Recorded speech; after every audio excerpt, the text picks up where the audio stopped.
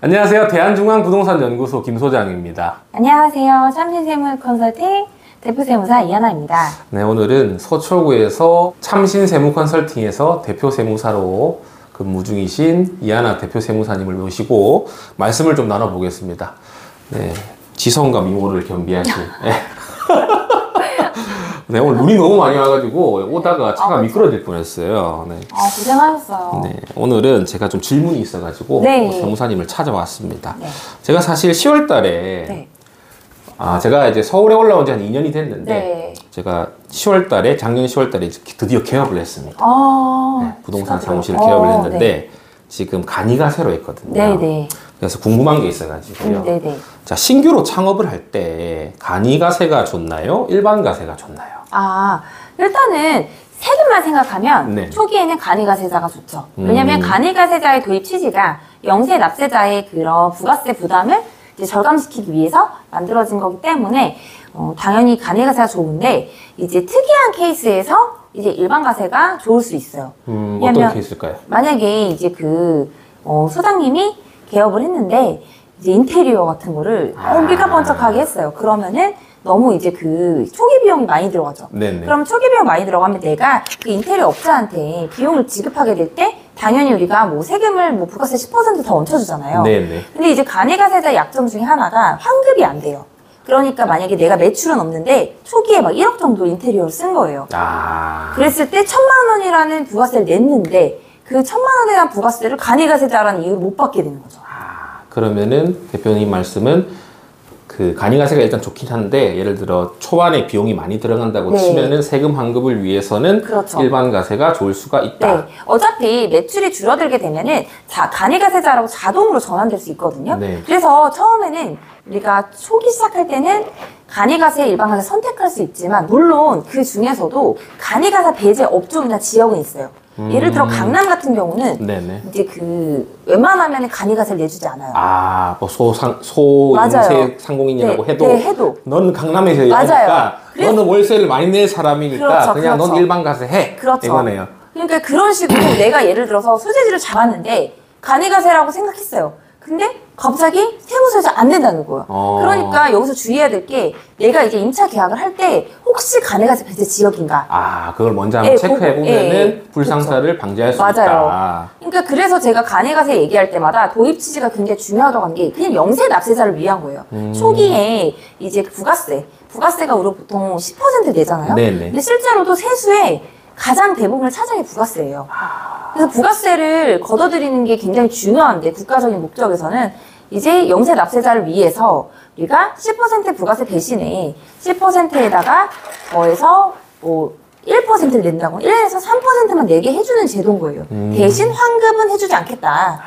약간 이런 느낌이라서 그래서 우리는 간이가세자가 좋지만 특수한 케이스에 따라서 일반 가세가 좋을 수도 있다. 케바케다. 네. 미리 체크해 볼 필요가 있다는 말씀이시죠? 근데 지금 만약에 소장님이 처음에 네. 간이가세 낼 때 내가 따로 들어간 비용이 별로 없었다 네. 하면은 간이가세자가 이제 좋은 선택이었던 거죠. 이제 내가 인테리어하고 돈을 좀 많이 들어갈 것 같다 하면은 그쵸? 일반 가세가 낫고. 네, 왜냐면 당장 현금 흐름이 되게 중요하잖아요. 그렇죠, 그렇죠. 근데 만약에 난 매출이 아직 확정되지도 않았는데 1억이란 돈을 업자한테 줬는데 거기 부가세는 분명 포함이 돼 있을 거란 말이에요. 그럼 그 부가세를 돌려받을 수 있는 확률이 없잖아요. 간이가세 냈을 때는. 그럼 현금 흐름이 막힐 수도 있으니까. 알겠습니다. 네, 그런 취지에서.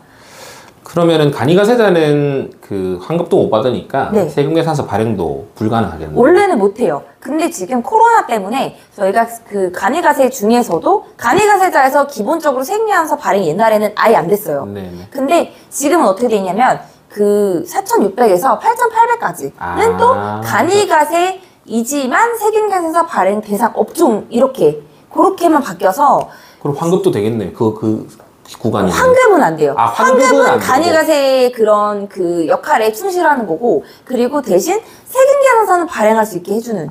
그 금액대의 매출을 일으키는 사람은 맞아요. 간이가세라도 세금계산서 발행은 되지만 네. 환급은 못 받는다. 맞아요. 그러니까 간이가세청, 근데 이게 제일 좋은 게 이 구간에 있으면 세금계산서 발행, 우리가 간이가세를 포기하는 사람들의 대부분이 왜 그러냐면 외부적인 이유 때문이에요. 그렇죠. 예, 외부적으로 내가 세금계산서 발행할 수 없다는 것 자체가 내가 작아지는 거예요. 그냥 뭔가 내가 공세를 무조건 발행을 하려고 하니까. 그래서 이제 포기 제도도 있어요. 중간에 내가 간이가세를 냈는데 몸 모르고 일단 난 세금을 돌리기 위해서 냈는데 네. 중간에 내가 뭔가 갑자기 생각지도 않게 너무 커져서 발행해줘야 되는 그러면 세무서 가면 돼요. 가서 포기하겠다 그러면 그 다음 달 1일부터 바뀌어요. 아 바로 다음 달 1일부터? 네, 다음 달 1일부터 바뀌어요. 그래서 그때까지는 간이가세를 신고를 하는 거고 그 다음 달부터는 일반 가세를 신고해줘야 되는 거예요. 자동으로 바뀌는 거는 이제 그 맞아요. 내년 돼야 되는 거고. 맞아요. 자동으로 바뀌는 거는 매출에 따라서 이제 그 세무서에서 통지를 해주는 거고 내가 자진해서 포기는 할 수 있죠. 그럼 다음 달부터 바로 맞아요. 일반 다음 달 가세로 1일부터 전환이 가능하다. 예. 그러면 간이가세는 부가가치세를 신고를 해야 되나요? 해야죠. 1년에 한 번. 1년에 한 한 번 1월 달에. 그럼 일반 가세는 몇 번? 일반 두 번. 두 번? 네. 아. 그러니까 일반 가세는 상반기 한 번, 하반기 한 번. 그리고 간이가세는 상하반기에 1년치를 한 번에. 그래서 이제 1월 달에 보통 신고를 하죠. 그 전년도 1월에서 12월 거까지. 간이가세자도 세무사 기장을 맡겨야 되나요? 요거는 저희 영상에도 있기는 해요. 네네. 제 영상에도 있긴 한데, 이건 때에 따라서 이제 좀 다르거든요. 근데 사실상 저는 권하지는 않아요. 아, 간이가세일 네. 때는 굳이 기장을 네, 맡길 굳이. 필요는 없다. 그러니까 이제 우리가 기장을 하는 목적이 가장 중요한 거는 사실 부가세가 아니라 종합소득세 같은 것 때문이에요. 네네. 장부가 기록되어 있을 때 그때 이제 나중에 우리가 뭔가 뭐 결손이 났을 수도 있고 이익이 날 수도 있잖아요. 근데 이제 기장의 필요성이 있는 것들은 내가 당장 일단 세금 덜리게 간이가세를 하지만 내가 혹시 결손이 날 것 같고 이제 내가 만약에 한 뭐 5천만 원 손해가 났어요. 맨날 들어가는 비용이 있을 거 아니에요. 네네. 내가 어쨌건 매출이 일어나지 않더라도 내가 유지비라던가 이렇게 해서 들어가는 비용이 있기 때문에 그 비용을 계속해서 누적을 해놓으면 내가 이익이 많이 났을 때 그때 상쇄시킬 수가 있어요.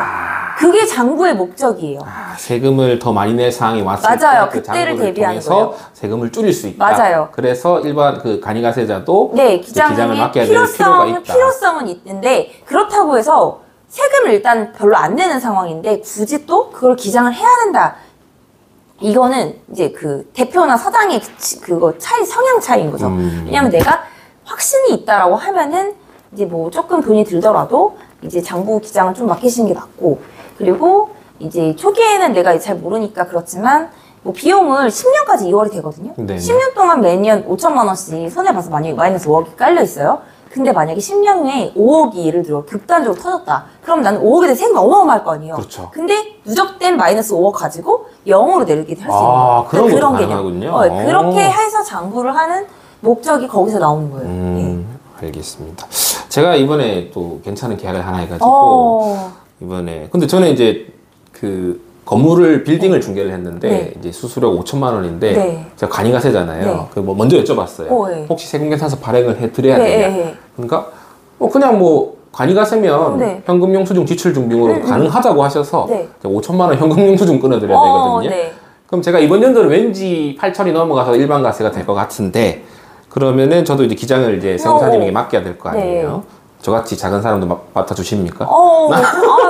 아니, 작지 않죠. 네. 그런 분들이 엄청 많으신데. 그럼 전환 이후에는 보통 이제 기장료는 보통 얼마 정도 하나요? 전환 이후에 네네. 이제 그 공인중개 그 사무실 같은 경우는 인건비도 되게 중요하거든요. 왜냐면 비용이 들어갈 게 별로 없어요. 네. 그래서 내가 쓰는 카드라든가 이런 거 이외에는 내가 만약에 나 혼자 하는 게 아니라 거기서 내가 뭐 다른 뭐 프리랜서 고용한다던가 그렇게 해서 하면은 보통 기장료가 뭐 보통 뭐 예전에는 추세가 보통 10만 원 뭐 이랬는데 지금 많이 내려갔어요. 그래서 뭐 상황에 따라서 뭐 한 7만 원, 6만 뭐 이렇게 될 수도 있고 이제 그거는 이제 그 정해지는 건 없어요. 좀 상황에 따라 다르네요. 네, 근데 이제 인건비 유무에 따라서 달라지는 거는 우리가 인건비를 신고하게 될 때 옛날에 보다 훨씬 많이 신고해야 될 그것들이 많아졌어요.